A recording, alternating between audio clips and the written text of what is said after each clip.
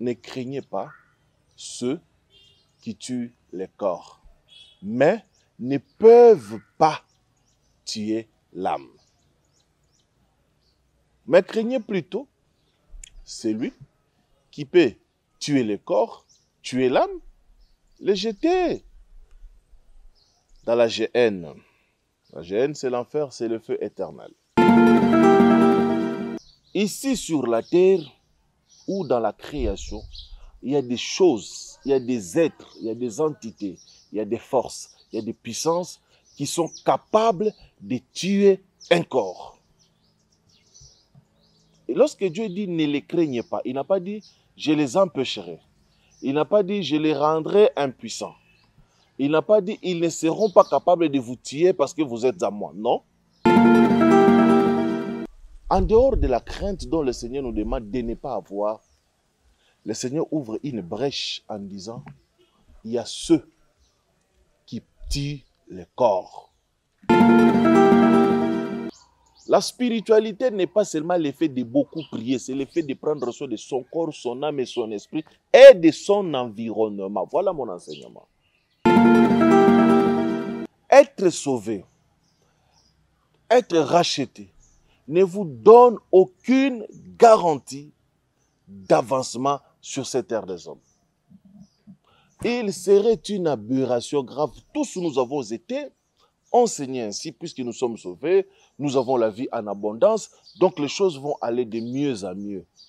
C'est avec le temps que j'ai compris qu'on peut être sauvé et vivre dans la misère la plus totale. Il a amené la dimension de dire, même s'ils vous tuent, ne les craignez pas. Même s'ils sont capables de vous tuer, ne les craignez pas parce qu'ils peuvent atteindre votre corps, mais pas votre âme. Parce que tout ce qui est écrit dans la Bible ne donne aucune note sur comment réussir physiquement. D'ailleurs, 90% des enseignements bibliques vous détachent de la réalité matérielle.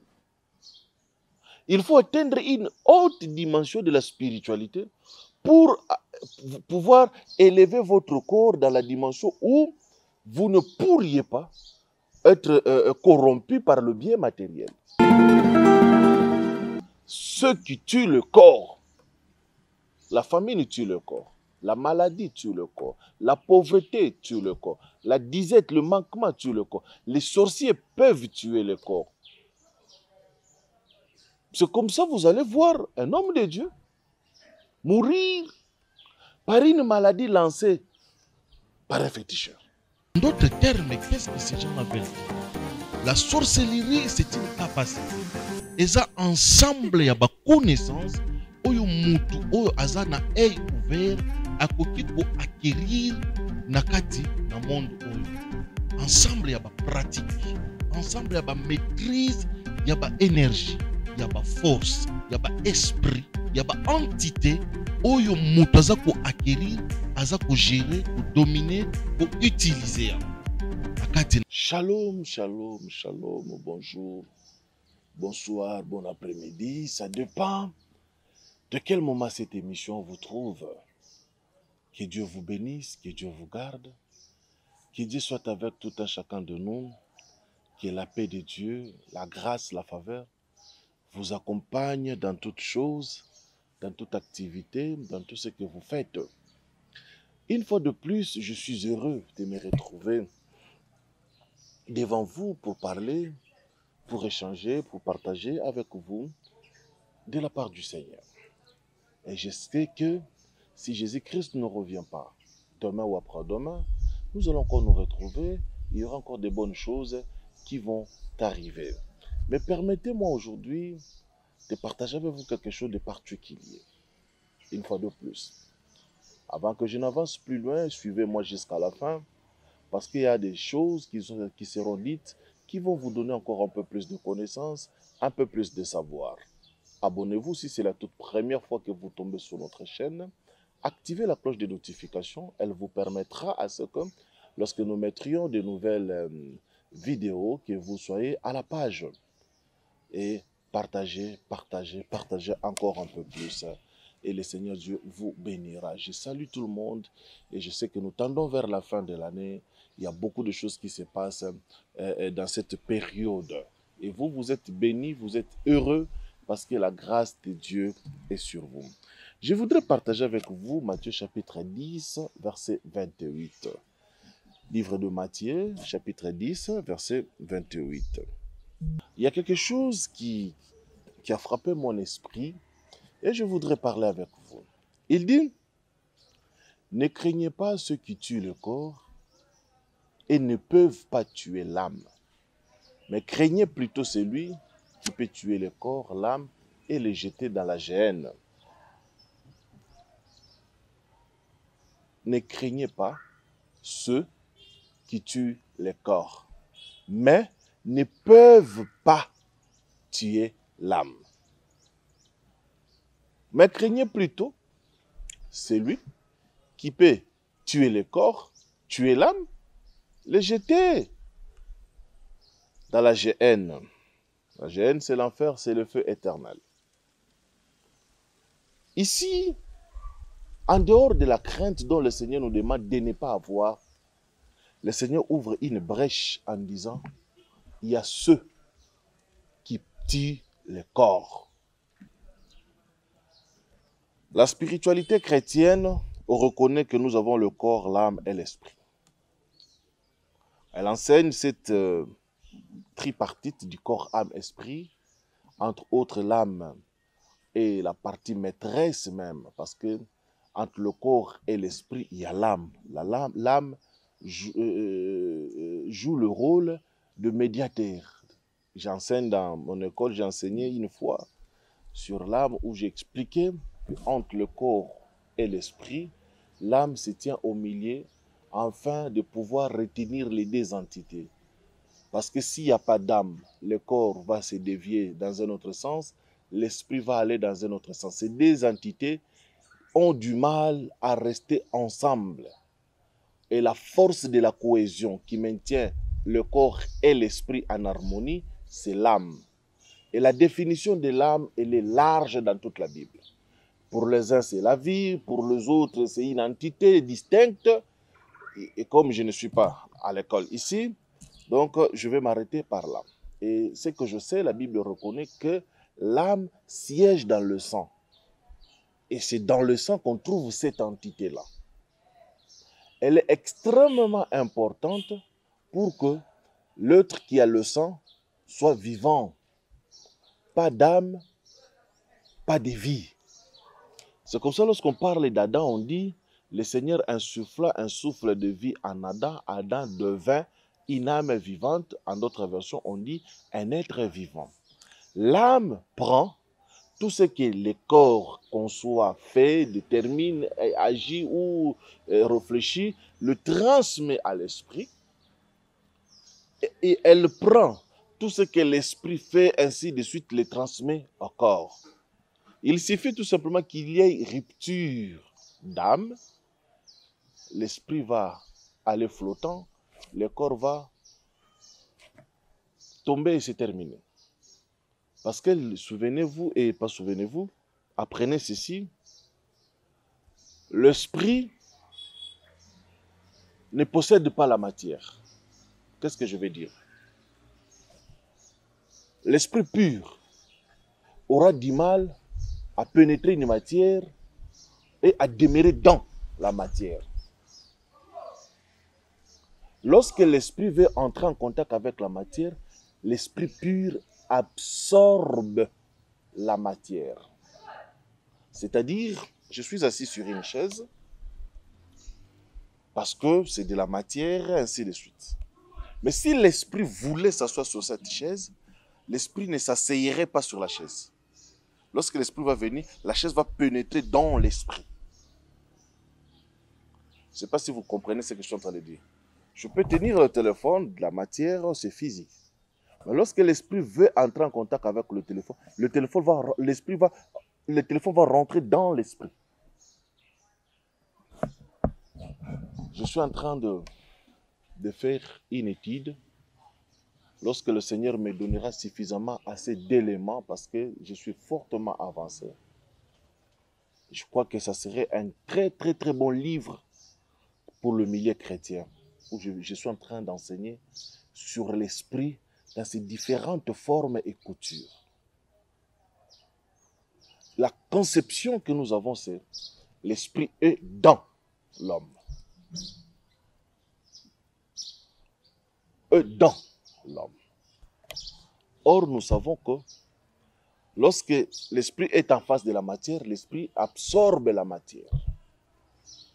Je ne dis pas que c'est comme ça, mais je repose seulement une question. Et supposons que l'homme tel que nous sommes là, nous sommes dans l'esprit.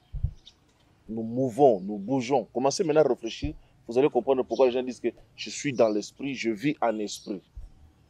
Parce que lorsque l'esprit s'affranchit, il englobe, il absorbe.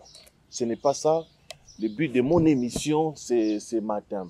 Mais mon émission aujourd'hui, c'est ceux qui tuent les corps.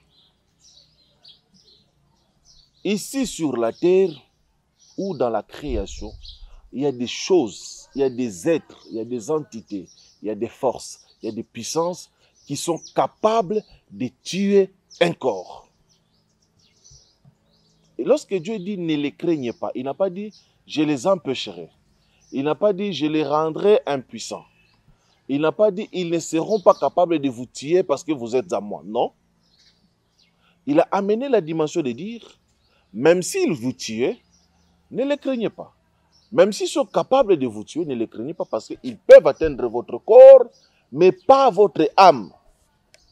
Ça revient à ce que j'enseignais un jour dans ces émissions où j'ai dit l'œuvre salvatrice du Christ traite à 90% les domaines de l'esprit. Renforce l'esprit, affermit l'esprit, mais laisse les corps comme ça. C'est pourquoi, je répète encore une fois, on peut être grande chrétienne, craignant Dieu dans toute la vérité, mais être pauvre et mourir dans la pauvreté. On peut être sauvé, racheté, mais vivre une vie physique malheureuse. Je vous interpelle, mes chers frères, mes chers amis. Être sauvé, être racheté, ne vous donne aucune garantie d'avancement sur cette terre des hommes. Il serait une aberration grave. Tous nous avons été enseignés ainsi, puisque nous sommes sauvés, nous avons la vie en abondance, donc les choses vont aller de mieux en mieux. C'est avec le temps que j'ai compris qu'on peut être sauvé et vivre dans la misère la plus totale. Parce que tout ce qui est écrit dans la Bible ne donne aucune note sur comment réussir physiquement. D'ailleurs, 90% des enseignements bibliques vous détachent de la réalité matérielle. Il faut atteindre une haute dimension de la spiritualité pour pouvoir élever votre corps dans la dimension où vous ne pourriez pas être corrompu par le bien matériel. Sinon, le christianisme est conçu, enseigné, pour que les gens se désintéressent du matériel. Frère Samir, qu'est-ce que tu veux nous dire? Si un vrai chrétien, selon la pensée biblique, c'est quelqu'un qui doit être désintéressé du matériel. Quand je parle du matériel, des maisons, des villas, des véhicules, du travail, et de, comment on appelle ça, de la nourriture, de vêtements, du mariage, des enfants, ces choses-là, normalement, si nous suivons la Bible telle qu'elle est faite et conçue, vous devrez vous désintéresser de ces choses-là. Et il dit, ceux qui tuent le corps, la famine tue le corps, la maladie tue le corps, la pauvreté tue le corps, la disette, le manquement tue le corps. Les sorciers peuvent tuer le corps. C'est comme ça que vous allez voir un homme de Dieu mourir par une maladie lancée par un féticheur. Si vous ne montez pas dans la dimension spirituelle, votre esprit sera protégé, mais vous serez incapable de sécuriser votre corps. Voilà, quand vous êtes arrivé là, vous vous posez déjà la question, mais montre-nous comment sécuriser le corps. C'est ça le problème avec le chrétien. Je dis que c'est maintenant, il faut tout montrer, il faut tout dire. Le chrétien n'a pas cette pensée qu'ont nos amis de l'occultisme. Dans l'occultisme, lorsque vous partez, vous étudiez. Et vous allez passer toute votre vie à étudier, à apprendre, à découvrir, à être enseigné. Le chrétien ne veut pas ça. L'une des faiblesses du christianisme, c'est celle-là. Le chrétien n'aime pas être enseigné. Le chrétien veut, comme nous avons commencé le mouvement du christianisme avec le miracle, le chrétien veut tout. Voilà pourquoi il y a des situations, ils sont allés vaille sans pour autant connaître les principes établis, sans pour autant maîtriser certaines choses. Ils ont dit que non, ces situations, dans 2 jours, à 3 jours, ça va finir. Et ça vous a pris 10 ans, 15 ans, 20 ans. La situation n'est pas finie. Parce que vous n'avez pas maîtrisé la chose.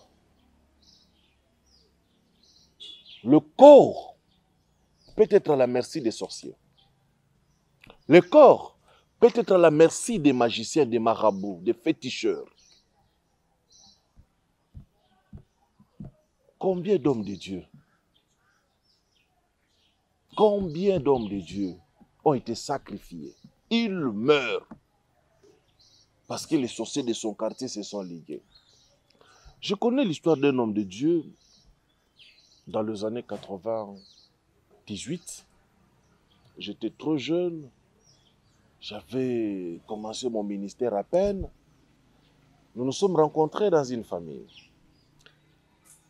Cet homme avait un don excellent de la prophétie. Il m'arrive de prophétiser. Il m'arrive de voir le futur. Il m'arrive de prédire les événements.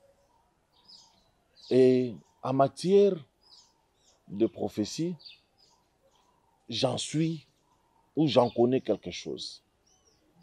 Bien que je ne suis pas focus. Ceux qui me fréquentent, qui me connaissent, savent que je ne suis pas focus sur les prophéties. Et mes prophéties, c'est 2 mots, 3 mots, ça suffit. Dieu m'a dit, il faut faire attention sur telle chose, c'est terminé.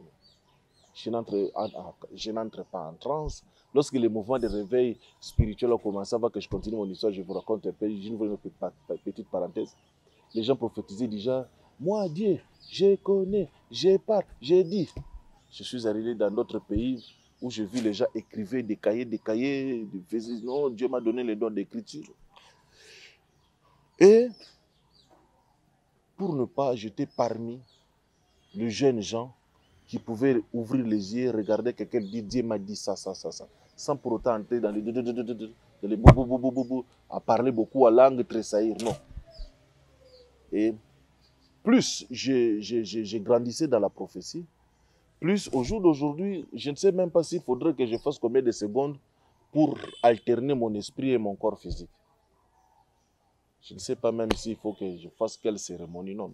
Donc en matière de prophétie, je connais quand même quelque chose. Mais j'ai croisé cet homme de Dieu, il m'a épaté.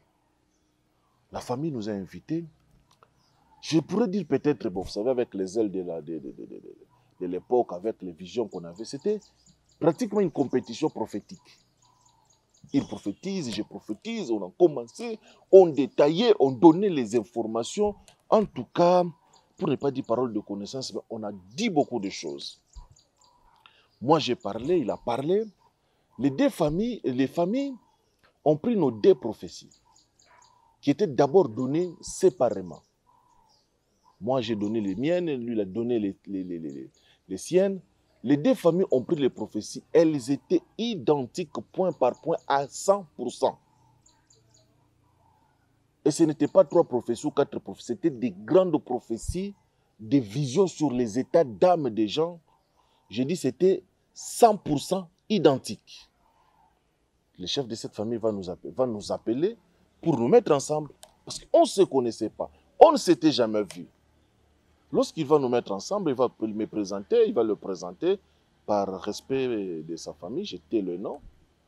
Il va nous dire que, il va me dire, mes frères, Samy, ce que tu as dit, c'est exactement ce que le frère nous avait dit. Regardez, regardez. On va brandir toutes ces prophéties qui étaient écrites. Il m'a regardé, je l'ai regardé. Il m'a dit, je n'ai jamais vu quelqu'un avoir un don si pointu. Et on a familiarisé, on a sympathisé. Et un bon jour, il m'invite chez lui dans son église. Je viens, je trouve, en tout cas, 200, 300 personnes, une grande église. Mais la moitié ou 70% de cette église, c'était des cas de délivrance de sorcellerie qu'il internait dans sa permanence. Et les gens venaient de partout, des autorités amenaient des cas de sorcellerie. Je travaille pendant une semaine. À la fin de la semaine, je lui dis, mon frère, il y a plus de 70% de sorciers que tu entretiens ici pour le cas de délivrance. Tu vas mourir. Il va me regarder, il va sourire, il me dit, frère Samir, tu ne connais pas la puissance que j'ai. Je lui dis, mon ami, vous savez, quand nous nous asseyons comme ça, 25 ans, 27 ans, 26 ans, 30 ans plus tard, je te dis ces choses, ce sont des expériences vécues. C'est pourquoi nous avons intitulé cette émission « Réalité spirituelle ». Je vais lui dire, ils vont te tuer. Ils sont nombreux. Ils auront le contrôle sur ton corps. De quelle manière? De par la nourriture, de par l'eau que tu bois, que tu te laves, de par le vêtement que tu leur donnes de laver. Un spirituel, c'est quelqu'un qui doit veiller,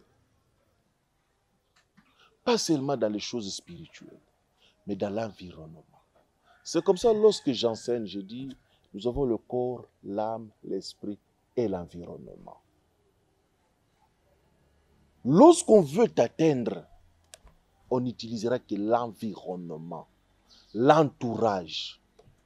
Et un regard regardant, permettez-moi cette tautologie, de ton entourage. Ne sois pas complaisant. Les combats que nous avons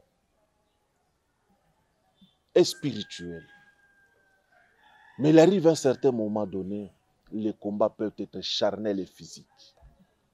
Lorsque l'ennemi est incapable de te faire tomber spirituellement, il va vouloir t'éliminer physiquement. C'est pourquoi lorsque tu veux aller loin, tu veux faire de grandes choses dans ta marche spirituelle, tamise ton environnement. Tamise ceux qui sont autour de toi. Il va me dire, frère Samir, arrête. Dieu est puissant, Dieu est grand. Je lui ai dit, Dieu est puissant, Dieu est grand, mais ces forces négatives, ces entités négatives ont accès à ton corps d'une manière permanente. Et une tuberculose va commencer. C'est là tout. Il va commencer à tousser, à tousser, à tousser. On va découvrir une tuberculose. Et il va mourir. Et il va mourir.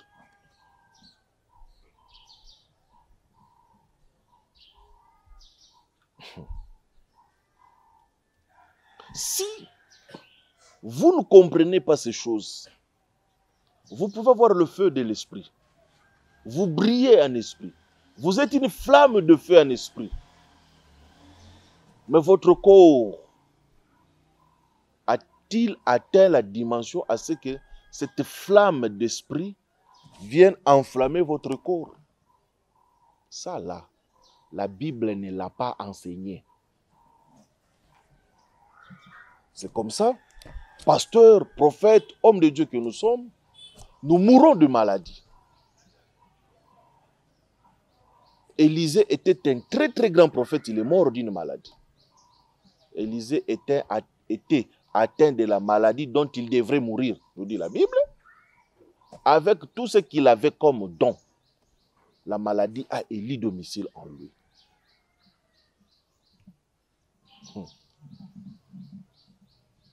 Jésus dit, ne craignez pas ceux qui tuent le corps. Oui, je ne le crains pas. Mais je ne permettrai pas non plus qu'il tue mon corps. Parce que la mission que j'ai, ce n'est pas une mission spirituelle. C'est une mission que je dois travailler dans le monde matériel, dans le monde physique. Quels que soient les dons et grâces que Dieu a posés en moi, si je n'ai pas ces corps, ces dons et ces grâces-là ne vont pas s'exprimer. Il ne faut pas vous fâcher, c'est la vérité. Si vous ne prenez pas, prenez un exemple, je vais commencer, je vais expliquer une autre petite chose. Vous dites que je suis spirituel. Puisque je suis spirituel, je ne prends pas soin de mon corps. Trop salé, trop sucré, trop de graisse, pas d'exercice physique, quelle que soit votre spiritualité, vous allez devenir obèse. C'est pourquoi à un moment donné, nous créons des gènes pour vous dégraisser. Et le corps physique a besoin des exercices physiques. Tout ça, il faut les enseigner. La spiritualité n'est pas seulement l'effet de beaucoup prier, c'est l'effet de prendre soin de son corps, son âme et son esprit et de son environnement. Voilà mon enseignement. Corps, âme, esprit et environnement. Comme tu es dans un véhicule, tu regardes à gauche, à droite, devant, tu sais ce qui se passe derrière. Tu dois être attentif à toutes ces choses-là, à tous ces périphériques, parce qu'ils rentrent dans ta vie. Mais si tu n'as pas cet esprit-là de veiller sur ceux qui peuvent tuer ton corps, oui, ils sont incapables de tuer ton âme. Parce que ça, c'est Dieu. Ici encore ouvre un grand débat qui a mené même Socrate à mourir, l'immortalité de l'âme. Est-ce que l'âme est-elle immortelle? Ça, c'est un autre débat philosophique ou théologique ou théosophique. Je n'entre pas là-dedans. Mais ce que je reconnais, la Bible dit, peut tuer l'âme. Donc l'âme n'est pas immortelle. Mais elle a une durée de vie plus longue que le corps physique. Le corps physique, tout au plus 120 ans, il s'arrête. Mais 90 ans, 80 ans, il s'arrête. Vous devrez avoir cet œil regardant parce que vous savez qu'ils sont capables de tuer votre corps, de mettre du poison dans ce que vous mangez, d'envoûter votre nourriture. Il suffit d'une petite distraction, l'ennemi peut profiter par ces entailles-là. C'est pourquoi, une fois de plus, je t'exhorte, mon ami, je t'exhorte, ma soeur. Ouvre grandement tes bras pour embrasser tout le monde, mais vérifie qui es-tu en train d'embrasser. Vérifie qui sont les personnes avec lesquelles tu vis, tu dors, tu es à côté d'eux. Quelle est leur spiritualité? Quelle est leur spiritualité? Vous savez, les images bibliques sont fortes. Permettez-moi que mon réalisateur me donne 5 minutes. Les images bibliques sont fortes. La Bible dit que nous sommes comme des brebis au milieu, des agneaux au milieu de loups. Qu'est-ce qu'un agneau peut faire devant un loup si le berger n'est pas là? Qu'est-ce qu'un agneau peut faire devant un loup si le berger n'est pas là? Il n'y a aucun message. Aucun. Il sera dévoré. Quelle que soit la beauté de sa laine, de sa taille, de sa chair, un agneau devant le loup sera dévoré. Ces gens-là sont comme des loups. Mais moi, j'encaisse dans mon esprit la pensée que oui, je suis un agneau, mais je suis aussi un lion. Parce que lorsque Jean pleurait, dans l'Apocalypse, personne ne pouvait ouvrir les livres, personne ne pouvait rompre les seaux. On lui a dit, ne pleure pas. Voici les lions de la tribu de Juda vaincus. On lui a présenté les lions. Quand il a tourné le regard, il a vu l'agneau ensanglanté sur l'autel. En Christ, il y a ces deux natures, d'agneau et de loup, et de lion plutôt. C'est ce que tu devrais atteindre pour permettre à ce que ceux qui tuent le corps n'aient pas accès à ton corps. Et cet homme de Dieu va mourir, va laisser l'église et sa vie va s'arrêter. Sans mariage, sans femme, sans enfant, au jour d'aujourd'hui, on ne parle plus de lui. Et la jeune génération des hommes de Dieu qui est venue aujourd'hui, personne ne se souviendra peut-être de lui, qu'il a été un des pionniers du prophétique à Kinshasa. Dans la commune de Kasavubu, je m'arrête par là pour les références. Je lui avais dit tout simplement, le milieu dans lequel tu te trouves, ils sont trop nombreux. Il y a certaines batailles dans la vie. Il ne faut pas le mener si tu n'as pas mesuré ta propre force. Le Christ va donner une parabole en disant, tu ne peux pas commencer à construire si tu n'as pas calculé. De peur de commencer de t'arrêter en route. Le Christ va dire, si quelqu'un te gifle à droite, donne-lui la gauche qu'il gifle encore. Tu dis, Seigneur, ça c'est bien. Mais si tu croises Tyson Fury, Mark Tyson ou Francis Ngannou, il te donne une bonne gifle à gauche. Tu ne donneras pas la droite parce que tu seras dans le coma. C'est-à-dire certains combats qu'il ne faut pas autoriser. Tu ne reconnais pas. Quand Dieu dit ceci, on ne parle pas de Dieu tout-puissant. L'ange de l'Éternel campe autour de ceux qui le craignent et les arrache du danger. Ils peuvent tuer le corps, mais ton esprit peut être sauvé. J'ai parlé de l'histoire du pauvre Lazare. Pauvre physiquement, riche spirituellement. La loi du choix. Ne donne pas accès à ces gens-là. Ne leur permets pas d'accéder à ton corps, à ta nourriture, à tes vêtements, à ton eau. Le serpent est l'une des plus mauvaises images de la Bible. Mais la Bible nous dit, soyez prudents comme les serpents. Simple comme la colombe, mais prudents comme les serpents. Les serpents, c'est qui? C'est l'image du mal. Mais nous devons être prudents comme eux, comme lui.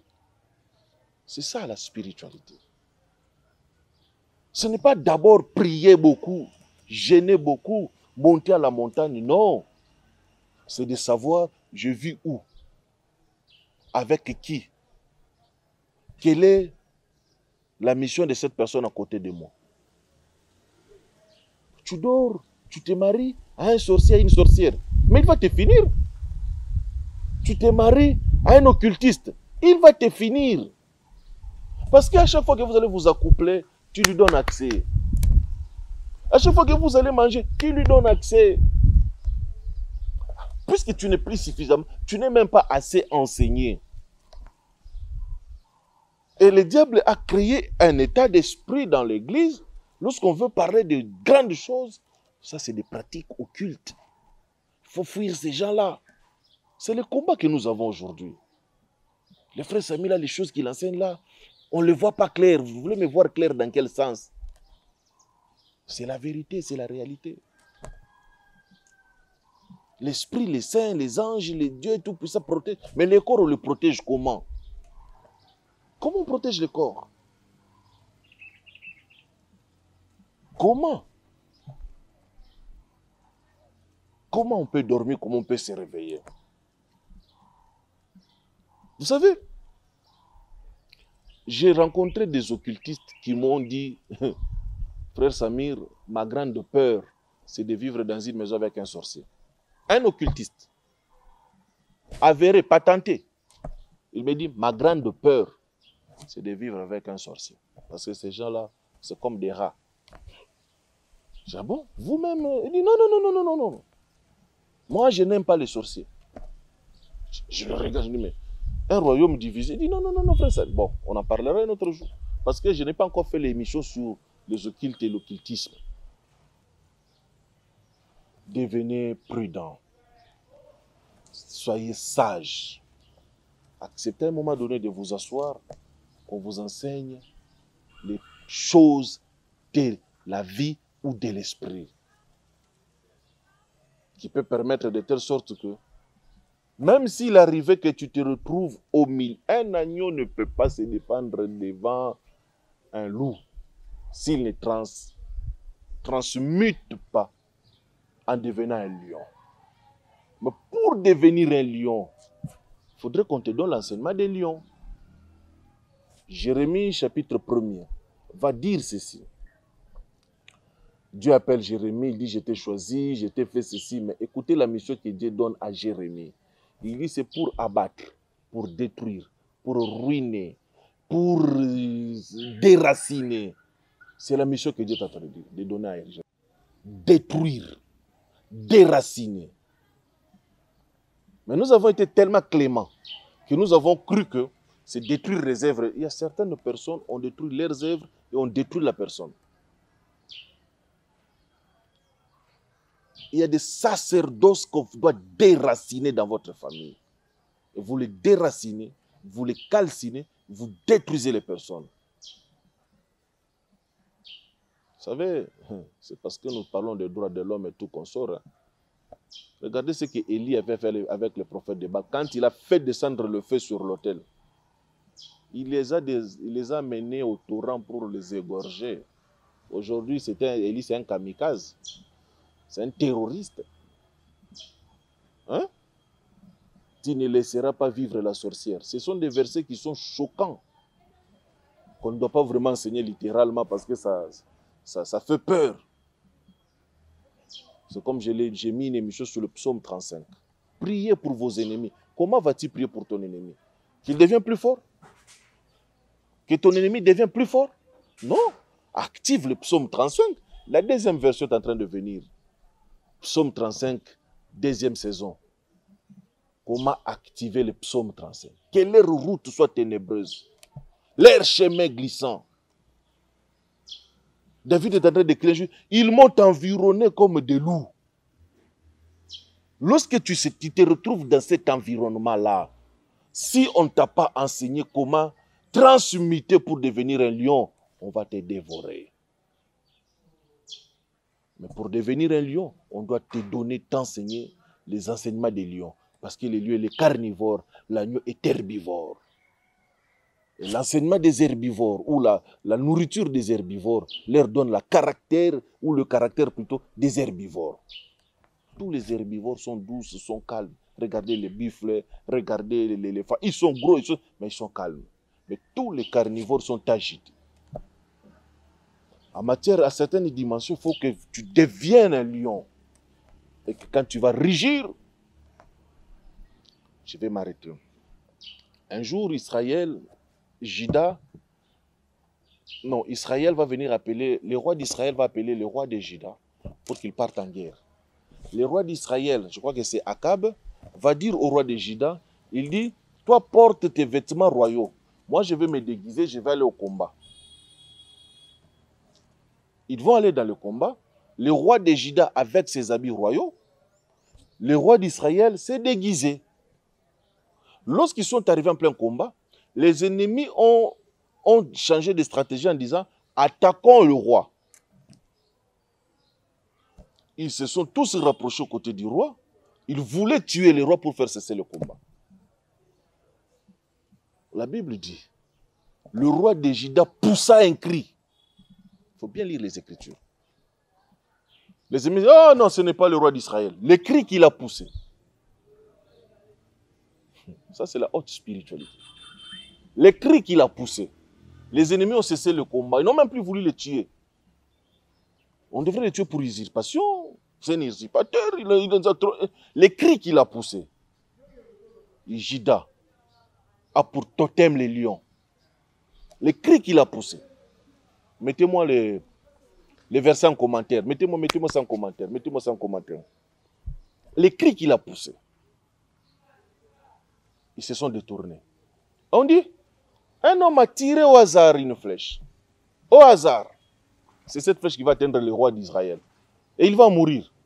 Par une flèche hasardeuse. Lorsque vous êtes dans un milieu hostile, vous devrez être un lion. Sinon, ils vous mangeront. Frère Samir, comment pouvons-nous être des lions? La qualité de la nourriture qu'on te donne définira les caractères que tu vas développer. L'enseignement spirituel qu'on te donne va définir ce que tu seras dans ton esprit.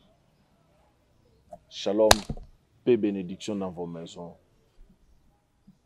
Que la paix de Dieu vous assiste. Je vous aime. Au revoir. En d'autres termes, qu'est-ce que ces gens appellent? La sorcellerie, c'est une capacité. Et ça, ensemble, il y a des connaissances. Oyo mutu, oyo aza na œil ouvert, akoki ko acquérir nakati na monde oyo. Ensemble, il y a des pratiques. Ensemble, il y a des maîtrise, il y a des énergie, il y a des force, il y a des esprit, il y a des entité. Oyo mutu aza ko acquérir, aza ko gérer, ko dominer, ko utiliser.